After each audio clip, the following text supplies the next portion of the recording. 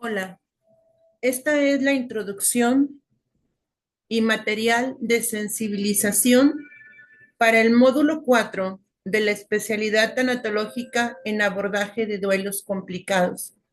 Este módulo 4 trata sobre los duelos específicos y poblaciones vulnerables.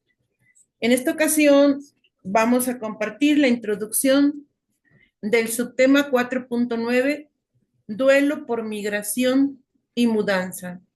Yo soy María Esther Ramos, directora y fundadora del Instituto Encuentro para la Plenitud Humana, coordinadora de la especialidad, y en esta ocasión me permito ser tu facilitadora.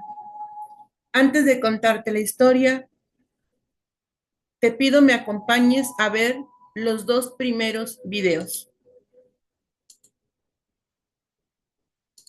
Vamos a comenzar con los detalles de la información durante esta noche y precisamente en un momento más le vamos a informar al respecto de lo que está ocurriendo en el sur del estado de Veracruz. Es que la tarde de este viernes se registró un motín en la estación migratoria de Acayucan y de acuerdo con los primeros reportes fueron alrededor de 300 migrantes que incendiaron colchonetas y sábanas debido a que atrasaron su salida. Se logró saber además que los migrantes se encontraban pues a la espera de los autobuses para ser trasladados. Sin embargo, no fueron informados sobre la suspensión debido a una volcadura que sufrieron agentes de migración. Para ampliarnos los detalles al respecto, tengo en la línea telefónica a Mónica Ricardes, corresponsal en Coatzacoalcos. ¿Cómo estás, Mónica? Muy buenas noches.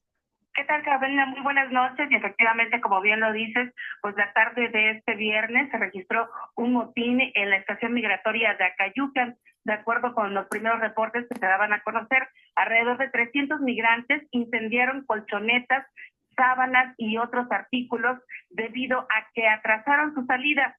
Se logró saber que los migrantes esperaban los autobuses para su traslado y repatriación. Sin embargo, no fueron informados sobre la suspensión de esto debido a una volcadura que sufrieron agentes de migración en el kilómetro 78 en Cosamaloapan, lo que generó el enojo de varios de estos migrantes que comenzaron la revuelta, incendiaron cosas, pero por fortuna llegaron las autoridades correspondientes, las fuerzas federales, para poner orden en ese lugar. También llegaron bomberos y protección civil del municipio de Acayucan, la Guardia Nacional y Seguridad Pública. Déjame comentarte que hasta el momento no se reporta ningún tipo de personas lesionadas.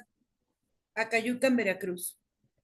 En el 2021, casi como no recuerdo exactamente el mes, creo que fue en el mes de julio aproximadamente, me mudé de mi residencia, de mi lugar de residencia en el estado de Puebla, capital, al sur de Veracruz.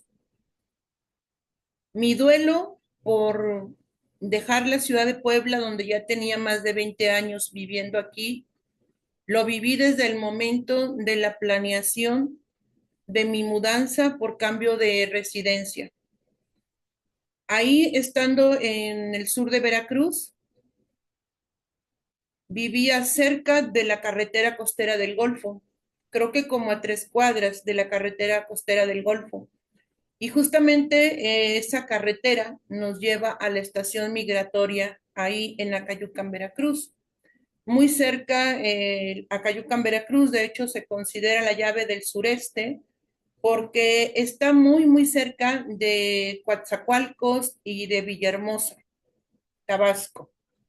Estando viviendo yo en un fraccionamiento privado, era solamente 10 casas, yo rentaba una de las casas, sin embargo también aledaño a la construcción del fraccionamiento había algunos departamentos. Cabe mencionar que curiosamente en ese fraccionamiento conmigo solamente éramos 5 familias. Continuaré con mi historia después de que te comparta un poco más de este suceso. Vamos a comenzar con los detalles de la información durante esta noche y precisamente en un momento más le vamos a informar al respecto de lo que está ocurriendo en el sur del estado de Veracruz. Es que la tarde de este viernes se registró un motín en la estación migratoria de Acayucan y de acuerdo con los primeros reportes fueron alrededor de 300 migrantes que incendiaron colchonetas y sábanas debido a que atrasaron su salida. Se logró saber además que los migrantes se encontraban pues a la espera Mira, justamente esta es la carretera costera del Golfo. Yo vivía, hazte cuenta que esta es la carretera, yo vivía hacia acá unas 3 cuadras. De los autobuses para ser trasladados. Sin embargo, no fueron informados sobre la suspensión debido, debido a una volcadura que se encuentra ubicada sobre la carretera costera del Golfo, a pesar de esta pandemia que se está viviendo. A pesar de esta pandemia, justamente, cuando yo me mudé hacia allá, pues todavía me tocó parte de la pandemia. Bueno, pues en una ocasión, estando yo en la casa, como era un fraccionamiento muy pequeño, solamente 10 casas, me llama mucho la atención ver que entra una pareja de piel oscura. Era un hombre, una mujer y traían un bebé en brazos.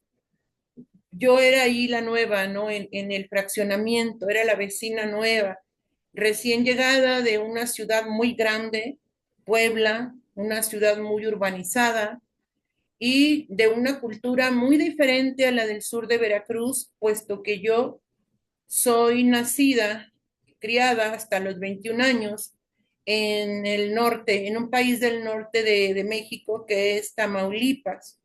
Entonces, antes de llegar a Puebla, yo ya había tenido mudanzas dentro de la República, sobre todo en algunas ocasiones. Después de vivir en Tamaulipas, me mudo junto con el que en ese entonces era mi esposo, nos vamos a Chihuahua. Ahí en Chihuahua, duramos como 1 año, 2 meses, y después nos vamos al heroico Colegio Militar. Estuve viviendo dentro del colegio en la unidad habitacional por la calzada de Tlalpan hasta la Ciudad de México. Estando ahí, tuve que viajar constantemente a la Ciudad Mante, Tamaulipas, y tenía que atravesar pues algunas ciudades. Cuando estaba radicando en Chihuahua, tenía que atravesar Durango, Monterrey, Coahuila, para llegar a mi tierra, a Tamaulipas. Después del heroico colegio militar, nos vamos ahí mismo dentro de México a San Jerónimo, a la Escuela Superior de Guerra. Estando en la Escuela Superior de Guerra, nos cambian al Toreo de Cuatro Caminos por remodelación de los departamentos de San Jerónimo. Y una vez que regresamos nuevamente a San Jerónimo, nos mudamos a Jalapa, Veracruz, específicamente en el municipio de Lencero, Veracruz. Después de ahí de Lencero, Veracruz, a la ciudad de Puebla, y estando en Puebla, regreso otra vez a Lomas de Sotelo, ahí cerca de la Defensa, en México. Después de ahí me regreso a Puebla y estando en Puebla, me mudo por 2 años al sur de Veracruz. Voy para 4 años que regresé, 3 años y medio, 4 creo, que regresé del sur de Veracruz y ahora estoy nuevamente en Puebla.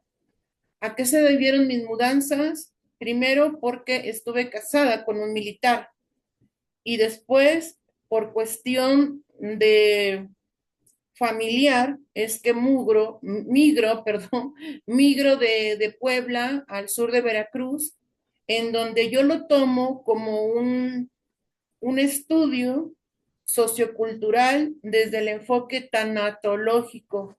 Y pues ahí tuve muchas experiencias profesionales. Pero lo más importante es lo siguiente. En Veracruz, extranjero.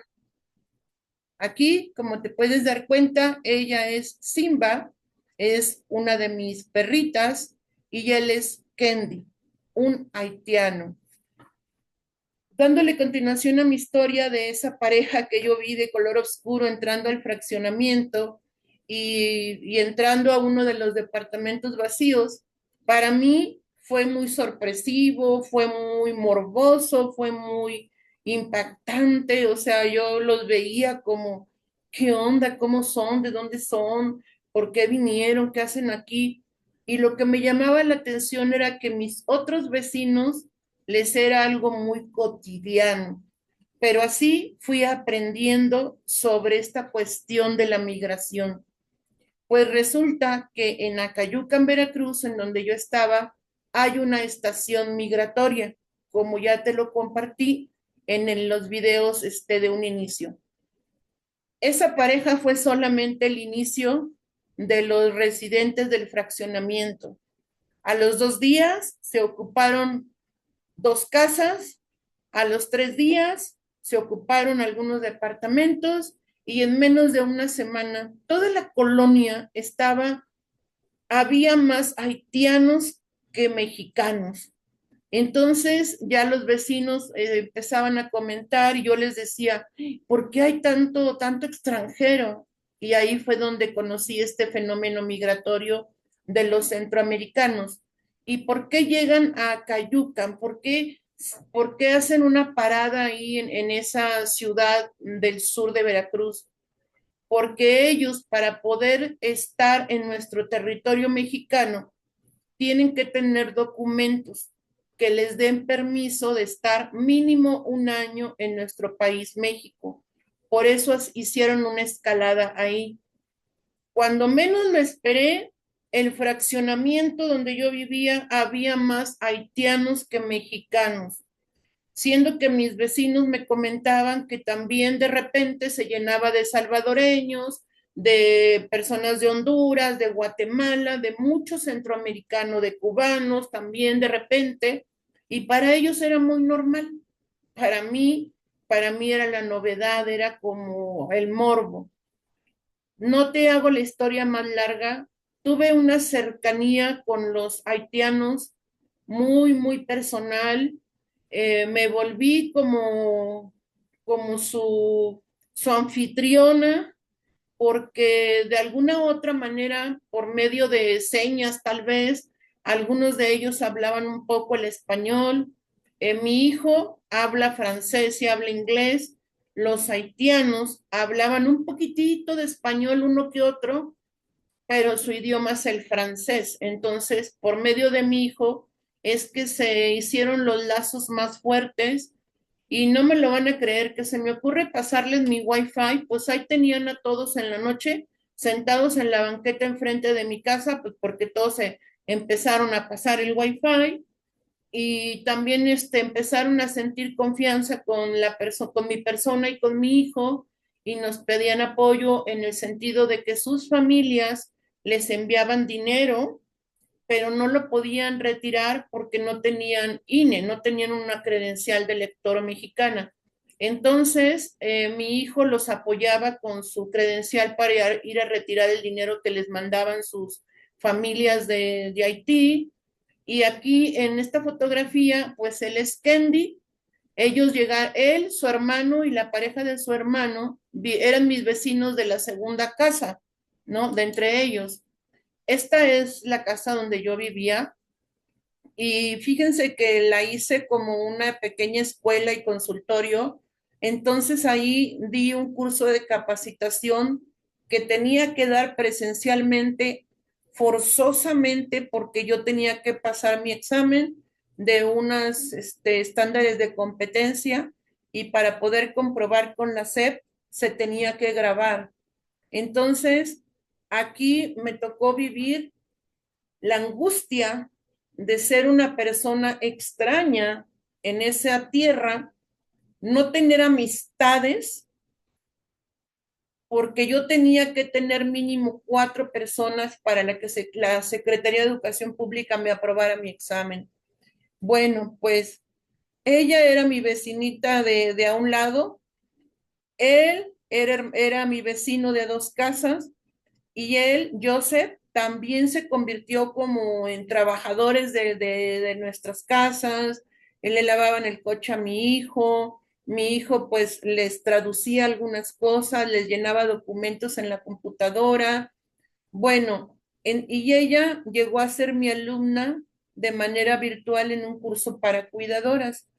Ellos me hicieron el gran favor de poder estar de manera presencial en un taller que di sobre la prevención de caídas en casa de personas mayores.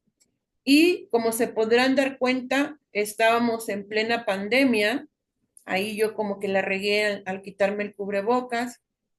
Y entonces ustedes dirán, ¿cómo que los haitianos tomaron tu curso si hablaban francés?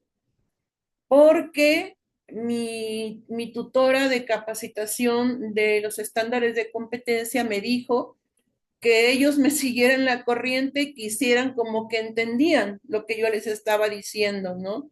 Y pues para efectos de la grabación, sí lo pude lograr y ellos con mucho orgullo recibieron su diploma, su constancia, perdón, de que tomaron el taller y también hicieron la práctica. Fue un momento muy divertido. Nos tocó un diciembre viviendo allá y por parte del instituto hicimos una labor social muy bonita en la que los vecinitos, bueno, todos los que veíamos pasar, anduvimos tocando puertas en los edificios porque había muchísimos haitianos por todos lados, muchísimos. Tú ibas al centro, o sea, es una ciudad muy chiquita, veías más haitianos que mexicanos, así. Y entonces compramos dulces, compramos crayolas, cuadernos para colorear, juguetitos, diademitas. Y miren, este dedo creo que es esta manita es de mi hijo, que es el que tomaba las fotos, y les llevábamos los regalitos casa por casa a los pequeños y aprovechábamos para invitarlos al fraccionamiento porque mi hijo donó 4 megapiñatas súper repletas de dulces. Aquella experiencia fue hermosa porque adultos y niños todos disfrutamos de ese convivio y entonces les cuento una anécdota súper rápida. Ellos no sabían lo de dale, dale, dale, no pierdas el tino, ¿no? ¿Qué creen? O sea, le pusieron el tono de reggae y ya de repente bien chistoso los oías. Dale, dale, dale, dale. Y a nosotros nos daba risa porque ellos pues, no sabían, ¿no? Mi hijo les explicó en francés que era una tradición de cuando se le pegaba la piñata. También las personas adultas, rompimos piñata, recogimos muchos dulces. Bueno, aquella fue una experiencia algunos vecinos tomando video de ver cómo ellos convivían, cómo hacían comunidad. Y también, obviamente, me tocó el año nuevo ahí con ellos. Y entonces lo que noté fue la unión, cómo ellos se abrazaban y gritaban viva Haití y viva México. Y bueno, fue una experiencia bien bonita convivir convivir no de manera virtual, cuerpo a cuerpo, con sus costumbres, con sus ideas, con sus creencias y sobre todo lo bonito de poder servir cuando se sentían mal. De repente iban y me preguntaban que qué podían tomar si tenían fiebre, y yo les tomaba la temperatura, les tomaba la presión. Obviamente, pues les llegamos a regalar que almohaditas, que sartenes, parrillitas eléctricas, porque ellos llegan literalmente con una mochila y a lo que llegan es a buscar en las subastas, en los bazares, en los remates, a comprar colchones, a comprar almohadas, no tenían en qué guisar, comen mucho sándwich, entonces pues ahí hicimos nuestra labor social. Y obviamente, como nos tocó el año nuevo, también les organizamos una fiestecita en el año nuevo y aquí les quiero compartir un pedacitito de ese momento.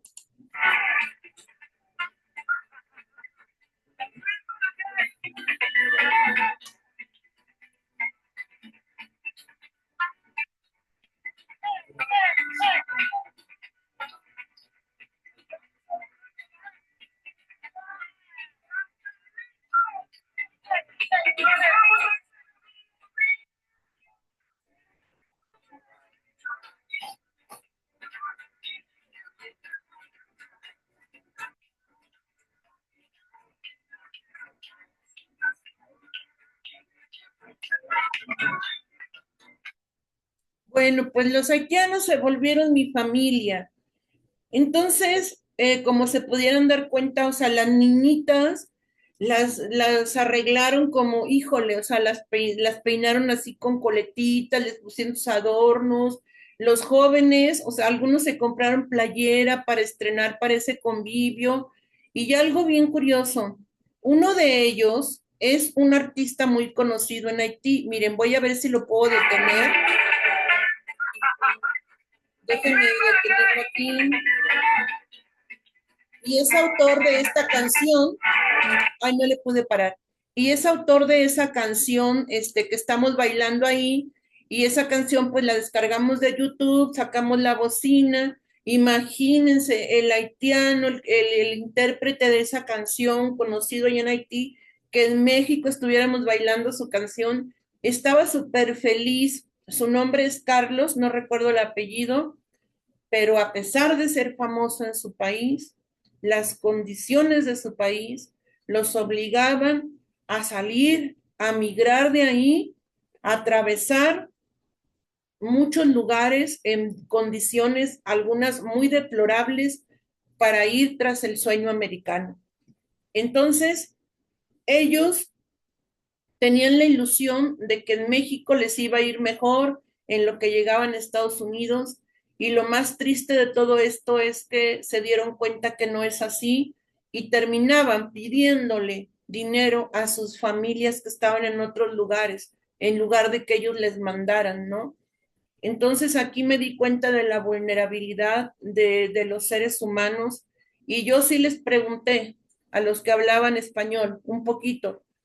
Llegaron en barco, llegaron en autobús, y se reían y me decían, de todas formas, o sea, por agua, dijeron, por mar, caminando, en tren, en autobús, todo. Hemos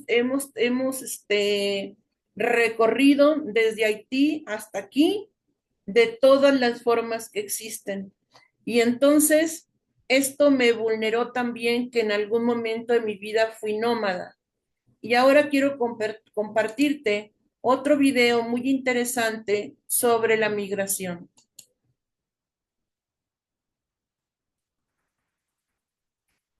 El barco había 80 personas y solo entráramos 5 o 6. Todo el resto lo expulsaron.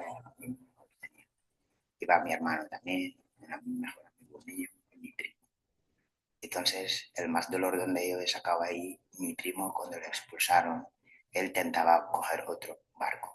Y yo solo dije, de lo que hemos vivido en el camino, pase lo que pase, no lo intentes más. Y él sí que lo intentaba. Y el último barco no llegó y él se murió.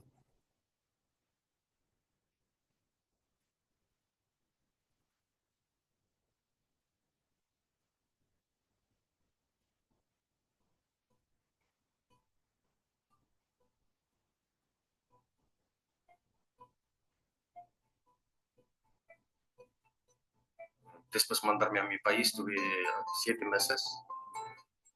Luego hacer visa a Turquía, y Turquía estuve 5 meses. Y luego Grecia, Tesaloniki, estuve 5 meses. Luego de Grecia, para irme a Bulgaria, como mi mujer estaba esperando allá, y ir 4 o 5 días solamente caminar a la noche, casi 400 kilómetros, sin comer, sin agua, sin nada. Llevo casi 10 años en España y hemos decidido venir aquí, mis padres y yo, por un problema sobre todo sanitario, porque tengo una enfermedad crónica, soy diabética, y como en Brasil pues es muy precaria la sanidad, decidimos venir aquí a España para mejorar mi calidad de vida sobre todo, ¿no? Yo era menor, declaré menor, y luego un chico que trabajaba con la policía me dijo que tú no declares menor porque luego no puedes trabajar.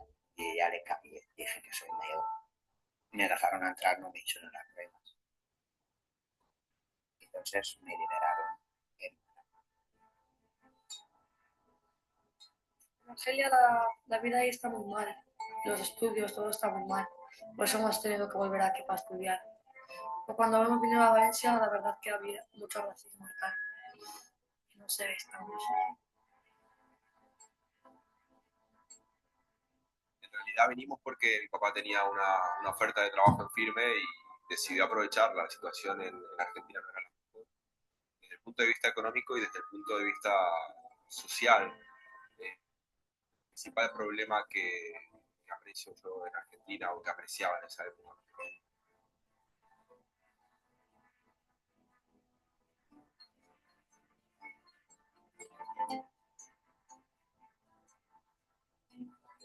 La última vez que estuve trabajando con él en pintar todo esto, al final no pagarme, no me da 280 euros, yo hacer denuncia, pero al final no hay nada. Él también sabe, no tengo papeles, todo esto, y dice, vamos a hablar con él aquí de Valencia, coge, llamarlo todo esto. Y dice, pero él no tienes papeles, me da igual. No sé, no hay derecho ni nada, a veces no hay derecho de verdad. Gente te mira de arriba, de abajo, cómo estás vestido, cómo tienes la cara, todo, cómo tienes el piel. Sí que existe, yo sé que lo he notado, yo creo que he tenido suerte porque soy blanca de piel y es más como las personas de aquí y la gente pues negra, gente de color. Yo creo que sí que tiene eso como no sé cómo explicar. Claro, sí, te he dicho que aquí en el barrio me han pegado, dejarme consciente, romperme dientes, abrirme aquí puntos, aquí bajo de mi barba. Mira, aquí tengo toda la cara cicatriz, mira la oreja. Eso es todo de racismo. La oreja aquí lo tenía. Eso es racismo. Nada, no le he hecho nada. Yo entraba ahí a vender perfumes. Negro, ven, con un puñado de americanos. ¡Pau! Yo caí en el suelo todo sangre, con mi móvil llamando 112. El guardia civil, el buñón, es buñón. Están los papeles en mi casa. No he tirado ningún papel desde que he llegado aquí hasta ahora. Y eso 4 veces. Hay gente en la calle que te trata mal por llevar panuelo y tal, pero eso no sé, es la religión, ¿sabes? Claro, me lo han llegado a quitar también una vez, un compañero, pero bueno.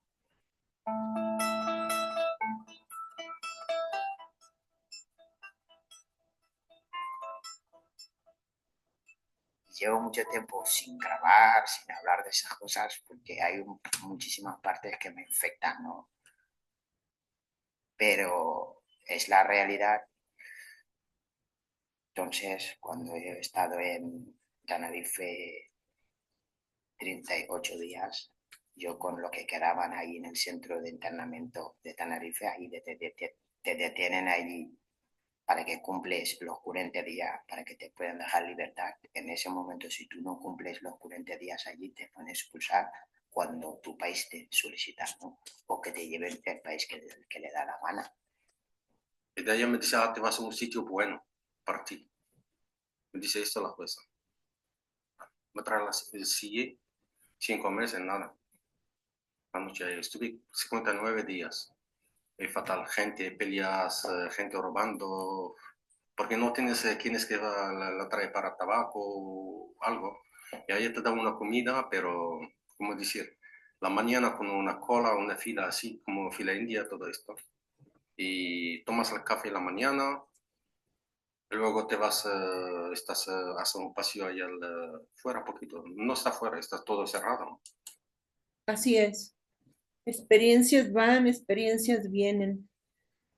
Se me hace un nudo en la garganta recordar esa, esas convivencias que tuve con los hermanos y hermanas haitianos, porque al final de cuentas, tanto ellos como yo no éramos de ahí. La diferencia es que yo soy mexicana y al final de cuentas estaba en un lugar donde hablaban el mismo idioma que yo y en donde sabía la cultura de donde estaba. Algunas personas eran muy discriminaban mucho, les decían los negritos y yo sentía dolor cuando escuchaba que se expresaran así. En algún momento recuerdo que saqué la pantalla de televisión de mi casa, la puse afuera en una mesa y les coloqué sillas en la noche para que pudieran ver una película, porque ellos no tenían ningún tipo de aparato eléctrico en donde vivían. También llegó un momento en el que me sentí extraña. Cuando de Puebla me voy a Veracruz y después de 2 años me regreso a Puebla, cuando regresé a Puebla me sentía extraña, inadaptada, desubicada, me sentía la rara, me sentía como, no, ni siquiera puedo definirlo, un no soy de aquí ni soy de allá. Y entonces, si nací en Tamaulipas, vivía 20 años en Puebla, me voy a Veracruz y me regreso, ¿de dónde soy? Y ahora me pregunto, el día que me muera, ¿dónde voy a quedar? Quiero compartirte otro video también. Hola, bienvenidos a Migrantes al programa semanal de France 24 sobre el éxodo. Bueno, este ya lo vimos. Y quiero recordarte esta experiencia del éxodo. Como nos podemos dar cuenta, desde los tiempos bíblicos, los éxodos, las migraciones han existido. Recordemos tan solo cuando Moisés libera a los israelitas y abre el Mar Rojo. Tenían que ir de un lugar a otro, en algunas ocasiones huyendo de las circunstancias. Pero ahora vámonos con el enfoque psicológico, el enfoque emocional y las afectaciones que tienen en nuestro ser estas migraciones. Tenemos que hablar de la inmigración, sobre todo porque ese es un tema que atañe totalmente al ámbito psicológico y emocional y tiene que ser analizado sobre todo a la luz de los acontecimientos que en este momento están sucediendo, sobre todo en los Estados Unidos, pero no solamente allí, sino que entonces eso impacta todo lo que tiene que ver con Centroamérica y Sudamérica, y yo diría prácticamente toda Latinoamérica, porque ahora con el triunfo de Donald Trump, el tema de la inmigración se convierte entonces en un proceso de angustia y de ansiedad en las personas y lógicamente tenemos que analizarlo. Así que hablemos de la inmigración, hablemos de los procesos que van ligados a las emociones, que van ligados al manejo de nuestra angustia y nuestra ansiedad y cómo podemos hacer para ayudarnos a nosotros mismos en función de traspasar este proceso que ahora se puso muy angustiante. ¿Cómo están? Les habla Alberto Barrada, psicólogo clínico venezolano. Me conocen en redes como @psicovivir. En este canal nos encargamos siempre de analizar todo lo que sucede, noticias, situaciones, artistas, películas, todo lo que ocurre que es relevante, lo analizamos en este canal desde el punto de vista psicológico para poder entender mejor nuestro mundo, para poder analizar mejor las cosas que nos pasan y también para poder aprender a vivir ante las situaciones que nos ocurren y muchas veces padecemos también, como en este caso que vamos a hablar hoy sobre la emigración. La emigración es un proceso complicado, es un proceso que implica una serie de pasos que van desde el momento de la toma de la decisión hasta el momento en que lo haces, y resulta que hay dos situaciones dentro de la inmigración que son fundamentales en el individuo. Uno es cuando emigras desde el punto de vista legal, con todos tus papeles y todas tus cosas en regla, y otro cuando emigras desde el punto de vista ilegal. Es decir, entras por pasos no habilitados y entras al país donde quieres estar, pero no tienes ningún estatus que te permita desarrollarte como una persona legalmente dentro del país. ¿Por qué tengo yo problemas con decir la palabra legal? Porque de alguna forma es como si se estuviera cometiendo un delito, como si fuese un delincuente al entrar sin papeles a un país, y realmente quizás desde el punto de vista jurídico se pueda ver así, pero desde el punto de vista emocional, desde el punto de vista psicológico, no lo es, porque tú no estás entrando con la intención de hacer daño, tú estás entrando con la intención de mejorar tu calidad de vida. No soy ingenuo, entiendo perfectamente que puede entrar mucho malandro, mucho narco, mucho bicho, claro que sí, ese sí va a hacer daño. Y justamente esa es la razón por la cual pues se trata de regularizar la inmigración. Básicamente esa es la razón. Pero no podemos hablar del ideal, tenemos que hablar de lo que sucede. Y lo que sucede es que la gente escapa de los países donde no puede vivir. La gente escapa de las situaciones que no puede sostener. Y entonces busca alternativas en otros sitios para poder vivir mejor, para poder tener mejor calidad de vida. Eso trae desde el punto de vista emocional una serie de situaciones que te van a estresar, que te van a angustiar, y evidentemente al estar ilegal en un país, al no tener los papeles necesarios para poder estar dentro de un país, entonces eso te coloca en un estado de indefensión absoluto. Ahora, por lo menos en los Estados Unidos, con el triunfo de Donald Trump, eso ahora te va a una situación de profundo miedo, porque te va a decir, me va a llevar la migra, me van a deportar, ¿a dónde voy a llegar? Díganme usted, por ejemplo, si usted viene escapando de Venezuela, una dictadura férrea, sanguinaria, genocida, y uno dice, bueno, me escapo de Venezuela, llego a Estados Unidos, pasé por el Darién, aquí estoy vivo, y de repente te agarra un funcionario para atrás y llegas a Venezuela. Cuando uno mira eso, cuando uno lo piensa, uno dice, qué tragedia tan grande, porque esta persona estaba tratando de buscar una mejor calidad de vida y entonces ahora lo estamos deportando al mismo sitio donde viene escapando y seguramente lo van a castigar, seguramente lo van a reprimir, seguramente va a llevarse las de malas cuando llegue al país del cual estaba escapando, en este caso Venezuela. Tiene que dar mucha angustia. Yo soy venezolano, estoy legal en los Estados Unidos y a mí me da angustia. ¿Cómo será, cuando uno realmente lo vive desde esa indefensión? Te voy a explicar cómo hacerlo y cómo sobrevivir desde el punto de vista emocional a esta situación. Primero que nada, es importante buscar todo lo que tiene que ver con los recursos legales que pueden estar a tu disposición.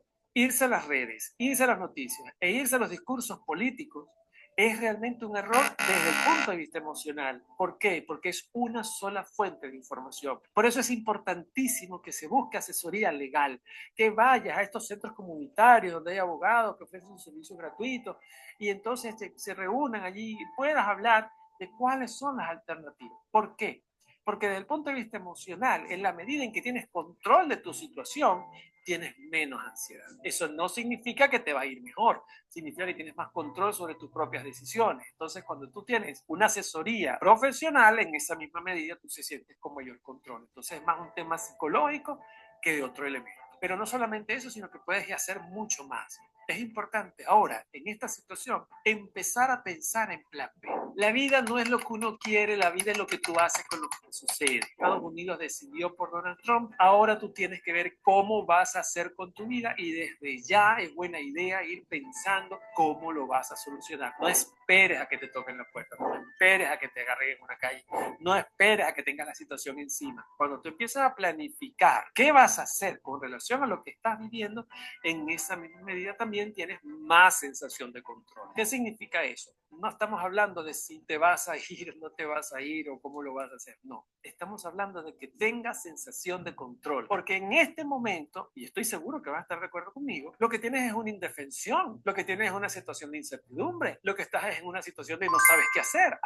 Eso, adicional a la mala noticia, nos coloca en una posición emocional pues sumamente endeble y vulnerable. Entonces, ¿qué vas a hacer? Buscar el control. ¿Y cómo buscas el control? Tú buscas asesoría legal y empiezas a utilizar un plan B. El plan B, quizás la última opción sería irte. Ok, está bien, pero bueno, puedes tener varios planes, ok, en función de cómo vas a hacer, cómo vas a manejar este asunto y cómo vas a tratar esta situación en función de ver, desde el punto de vista de la planificación, lo que tienes que hacer. Fíjate tú, por ejemplo, mucha gente que sale así, tú sabes, en volandilla, vamos otra vez al caso venezolano, sale, pero vamos, tenemos que salir, Maduro agarró, se robó las elecciones, crucemos el Darién, agarraste tus cositas y bueno, sencillamente te fuiste, ¿verdad? No tuviste chance de planificar. Ahora sí puedes planificar, entonces en ese sentido te sientas con tu familia, si estás en familia o tú solo y dices, ¿qué voy a hacer? Desde allí tendrás más control aquí y evidentemente menos situaciones emocionales disruptivas que te van a llenar de angustia y de ansiedad. Hay más consejos y más herramientas. Vengo con más. Te comento que aquí, en donde están los comentarios, en el copy, ahí está la dirección de mi página web, donde tenemos cursos, talleres y... Ok, aquí ya nos podemos dar cuenta de los tipos de afectaciones emocionales que viven los inmigrantes.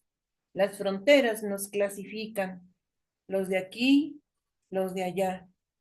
Y entonces nuestro sentido de pertenencia, de estabilidad, nos hacen tambalear. Y quiero terminar esta pequeña introducción dándote las gracias por tu atención y quiero compartirte esta pequeña poesía dedicada a mis hermanos haitianos. En tierras extrañas el alma se encuentra, buscando horizontes nuevos, extienden sus alas. La migración, un viaje de valientes, bordado con sueños y esperanzas entrelazadas, dejando atrás su hogar, su tierra amada. Con pasos decididos emprenden su camino en busca de un futuro mejor, desafiando barreras, desafiando el miedo, el dolor y el destino. En sus maletas cargan recuerdos y nostalgia, pero también anhelos, y anhelos de nuevos amaneceres. Migrantes valientes trazan su destino, con esfuerzo y tesón en cada vuelo.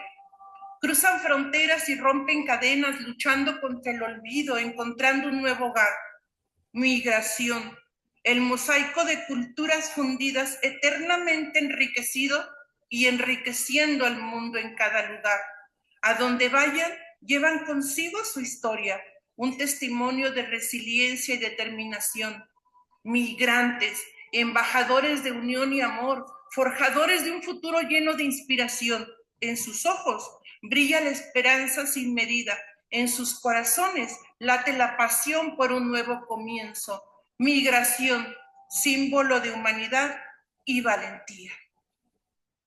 Y es de esta manera como doy por concluido este pequeño fragmento de introducción con el objetivo de irnos sensibilizando para el tema de duelo por migración y mudanza. En el nombre del Instituto Encuentro para la Plenitud Humana les doy las gracias. Yo soy María Esther Ramos, directora y fundadora del mismo, y les deseo que en el momento que estén viendo este video disfruten de un momento muy reparador. Nuevamente, gracias.